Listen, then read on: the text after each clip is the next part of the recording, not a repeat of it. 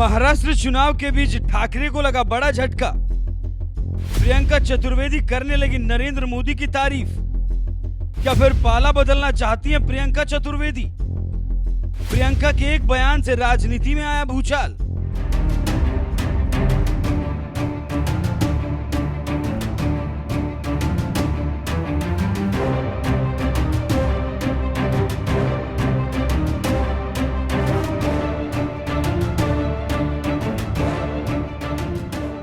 चुनावी तारीख का ऐलान होते ही एक तरफ जहां महाराष्ट्र की राजनीति में हलचल तेज हो गई, तो वहीं दूसरी तरफ शिवसेना यूबीटी की बड़ी नेता प्रियंका चतुर्वेदी ने देश के प्रधानमंत्री नरेंद्र मोदी के लिए ऐसा बयान दे दिया है जिसने महाराष्ट्र की राजनीति में जैसे सियासी भूचाल ला दिया। क्योंकि ये बयान भी कोई ऐसा वैसा बयान नहीं है जिससे वो बीजेपी का विरोध कर रही हो।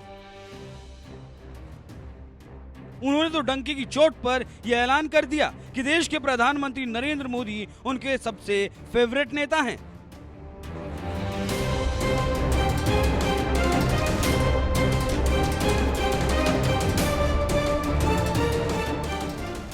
दरअसल प्रियंका चतुर्वेदी देश की ऐसी नेता हैं जो कभी कांग्रेस की मजबूत सिपाही हुआ करती थी और मीडिया से लेकर सोशल मीडिया तक कांग्रेस का जोरदार पक्ष भी रखा करती थी। लेकिन साल 2019 में ऐसी पलटी मारी कि कांग्रेस छोड़कर उद्धव ठाकरे की शिवसेना में शामिल हो गई, जिसने उन्हें राज्यसभा का सांसद भी बनाया।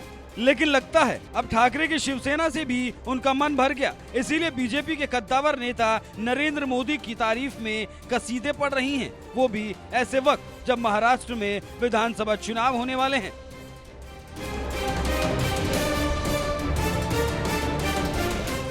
दरअसल एक पॉडकास्ट चैनल को दिए इंटरव्यू में प्रियंका चतुर्वेदी से सवाल किया गया था कि आज के दौर में महान नेता कौन है, जिस पर शिवसेना यूबीटी की सांसद प्रियंका चतुर्वेदी ने जवाब दिया, नरेंद्र मोदी आज के दौर के महान नेता हैं। वो लोगों से जुड़ने में माहिर हैं, खासकर युवाओं और महिलाओं से। पीएम मोदी ने बीजेपी के लिए बड़ी जिम्मेदारियां निभाई हैं और उन्होंने एक बड़े वोट बैंक को प्रभावित किया। बीजेपी के लगातार केंद्र में तीसरी बार सरकार बनाने में पीएम मोदी का अहम रोल रहा। वो तीसरी बार पीएम बने, हालांकि पार्टी को बहुमत नहीं मिला, लेकिन उन्होंने बीजेपी को सबसे बड़ी पार्टी बना दिया। वो लगातार तीसरे लोकसभा चुनाव में मतदाताओं को अपने पाले में लेकर आने में कामयाब रहे। पीएम मोदी की तारीफ में प्रियंका चतुर्वेदी यहीं नहीं रुकी। उन्होंने आगे कहा, पीएम मोदी ने बीजेपी की जीत में कई अहम जिम्मेदारियों को निभाया है। उनमें एक खास बात है जो लोगों को उनसे जोड़ती है, इसी वजह से उन्हें बड़ा समर्थन मिलता है। बीते लोकसभा चुनाव नतीजों से ये कह सकते हैं कि वो कुछ पकड़ खो रहे। हालांकि इस पर बाद में चर्चा होगी, लेकिन मुद्दा ये है कि वो बीजेपी को उस मुकाम तक ले गए जहां वो सबसे बड़ी पार्टी बनकर उभरी।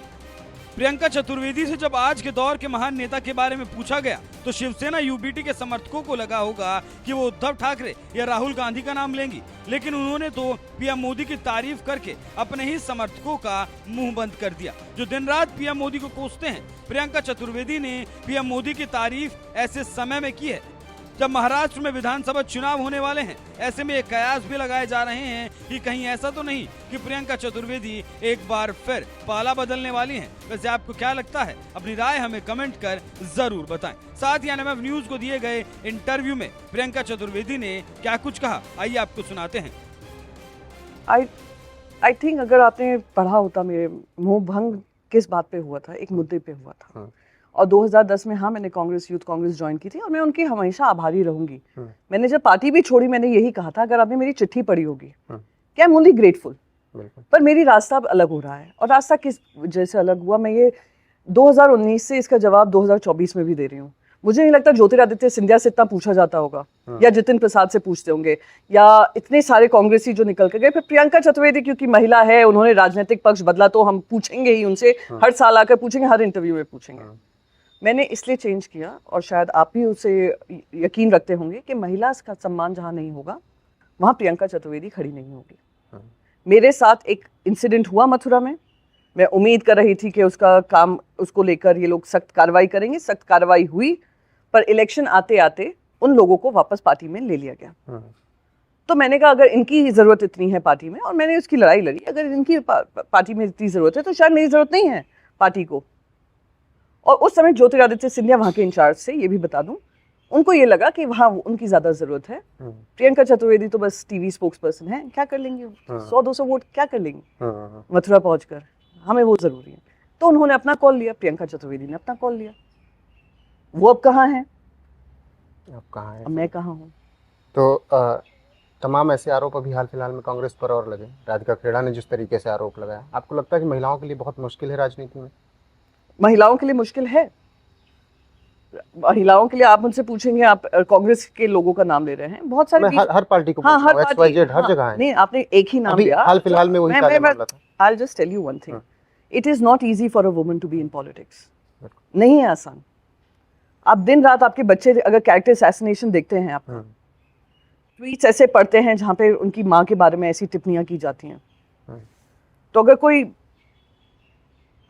थिन स्किन्ड होगा ना, वो घर पे बैठेगी। और महिलाओं के पास बहुत दिक्कतें हैं राजनीति आने में। पहले तो उनको टिकट मिलना, साथ ही साथ समर्थन मिलना, साथ ही साथ पैसे का अभाव, परिवार का समर्थन, ये इतना पुरुष को नहीं होता है। मैं ये नहीं कह रही हूँ पुरुषों के लिए आसान है, पर पुरुषों के लिए इतना टफ नहीं है, क्योंकि ना तुम अपनी घर की जिम्मेदारी छोड़ सकते हो महिला होने के नाते, ना तुम ये जो पूरा कैरेक्टर असैसिनेशन चलता है उस पर पाबंदी लगा सकते हो। और फिर इकोनॉमिकली अब मैंने अपना बिजनेस होल्ड पे रखा और मैं राजनीति से जुड़ी, तो जो इकोनॉमिक कंट्रीब्यूशन होना चाहिए परिवार में वो भी बंद हो गया मेरा, कि मैं राजनीति, अगर आज मैं यहाँ पे नहीं होती, मैं शायद मैंने अपने 10-15 साल दिए हैं उस पर जरूर प्रश्न उठता कि मैंने इतना सब कुछ किया पर मुझे किसी तरीके की कामयाबी क्यों नहीं मिली। तो ये महिलाओं के साथ एक चैलेंज है, और महिलाओं को विनिंग कैंडिडेट नहीं समझा जाता, उनको टिकट नहीं दी जाती है। अभी आप इतना ये पूछ रहे हैं, अभी ये महिला आरक्षण जो हुआ है, बिल तो पास कर दिया, नहीं, देयर इज अ परसेंटेज 33%। हाँ, नारी शक्ति वंदन, हाँ, नारी शक्ति वंदन बिल 33% रिजर्वेशन दे रहा है। कैसे लागू होगा ये तो अब आगे देखा जाएगा, अभी कुछ समझ में आने। आपने कोई ऐसा बिल पढ़ा है जिंदगी में, दुनिया भर में एक्ट जो पास हो जाता है पर लागू नहीं हो रहा है? 2029 में 2029, और उसमें क्या कह रहे हैं? उसमें कह रहे हैं पहले डिलिमिटेशन होगा, पार्लियामेंट की सीट्स बढ़ाएंगे, सेंसस होगा, फिर डिलिमिटेशन होगा, फिर हम लोग महिलाओं को भागीदारी देंगे। यानी जब 800-900 पार्लियामेंट सीट्स आएंगी तब आपको 33% बात तो फिर वही हो जाएगी। तो भाई साहब, मैं आपसे बस ये पूछ रही हूँ, 545 में क्यों नहीं लागू हो सकता? आप 2029 के हमें सपने दिखा रहे हैं, मैंने कह रही हूँ इसी में लागू कर देते, इसी चुनाव में। पंचायत में जब 33% रिजर्वेशन हुआ था, इट हैपेंड इमीडिएटली, लागू उसको नेक्स्ट पंचायत इलेक्शन से ही कर दिया था, जहां पे भी हो रहे थे जिला परिषद चुनाव। ये क्या आपने 2029 का फिर से जुमला उठाकर दे दिया? तो महिला की बात करना एक होता है कि अरे इसको देखो उसको देखो, but it is a tough thing for a woman to fight this fight. And मुझे इस बात का गर्व है कि मेरी परिवार मेरे साथ खड़ा रहा उस समय पे भी, जब मैंने सबसे बड़ा जिंदगी का निर्णय लिया कि मैं शिवसेना, कांग्रेस छोड़कर मैं शिवसेना दूसरी पॉलिटिकल पार्टी ज्वाइन करूंगी। It was a big decision for me personally, it was very stressful कि मैं इतना, क्योंकि मैं इतना I was a spokes person, I was at my peak, I left everything. सब लोग मुझे पूछा आपका मोह भंग हो गया? नेशनल पार्टी मैंने छोड़ी at the peak, I was only going to grow better, but I came to Shiv Sena, I came to back to Maharashtra, and Shiv Sena has been so good to me. सम्मान दिया, मुझे जिम्मेदारी दी, मेरा कंट्रीब्यूशन समझा एक महिला का क्या होता है राजनीति में, और उनको और कहती हूँ कि साहस बढ़ाने के लिए उनको पावर दी। ये कोई और नेशनल पार्टी, इसको मैं खुली चुनौती देती हूँ, कौन करती हैं?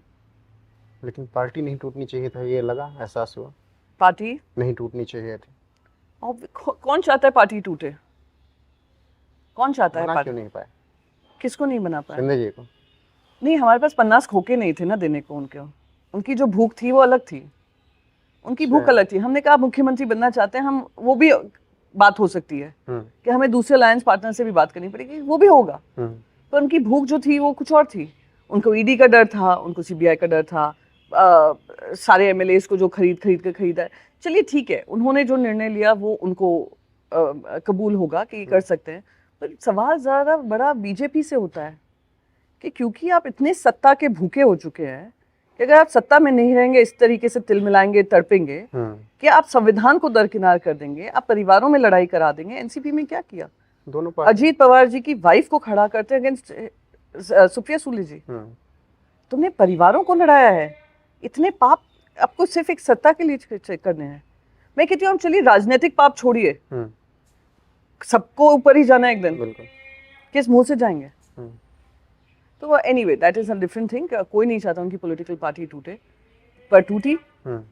हमने उसका भी हमने दिन देखे हैं, वो भी दिन देखे हैं जहां पे इतने आरोप लगाते थे कोविड के समय पे, सुशांत सिंह राजपूत से लेकर पालघर के साधुओं को लेकर।